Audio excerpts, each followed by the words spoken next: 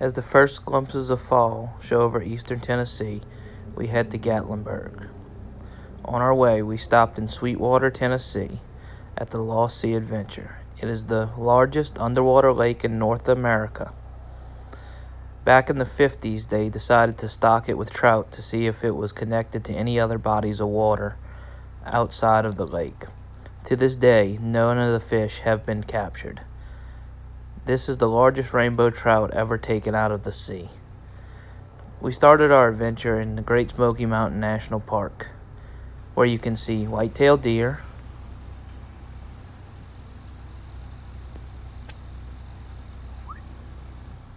turkey,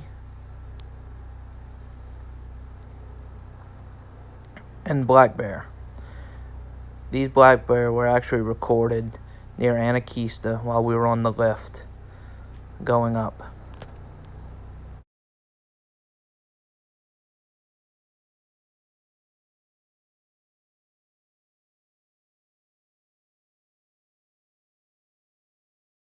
On day one, we went scouting throughout the national park.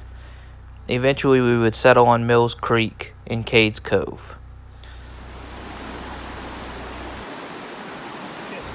While scouting, we had met a man that had been fishing in the Smoky Mountains for over 30 years. He had given us advice on some flies, and then we also went to the Little River Fly Shop. On the morning we fished, it was 44 degrees.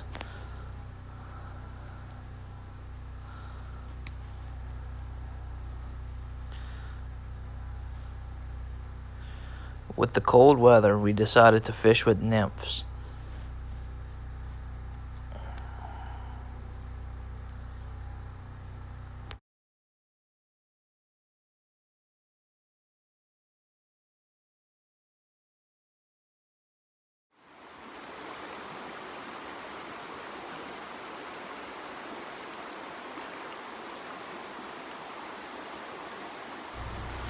Inside the park, rainbow trout have to be a minimum of 7 inches to keep.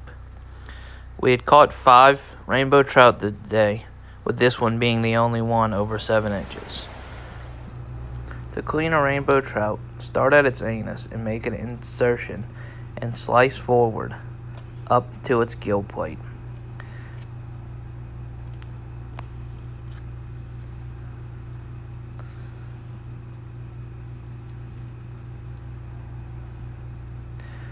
And once you cut all the way, remove the insides.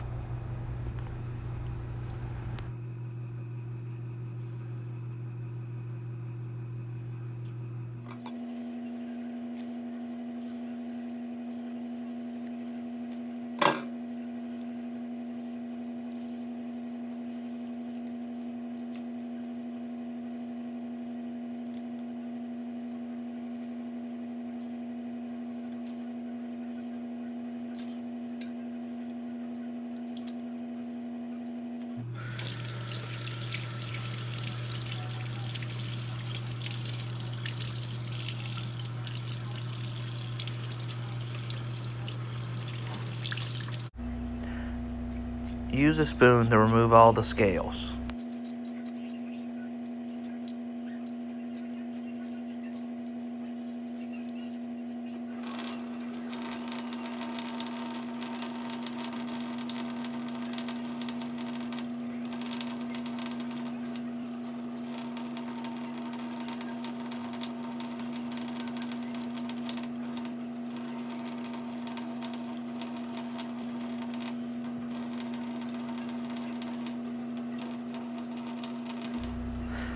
After removing the scales, use the spoon to remove the kidneys off the spine of the fish.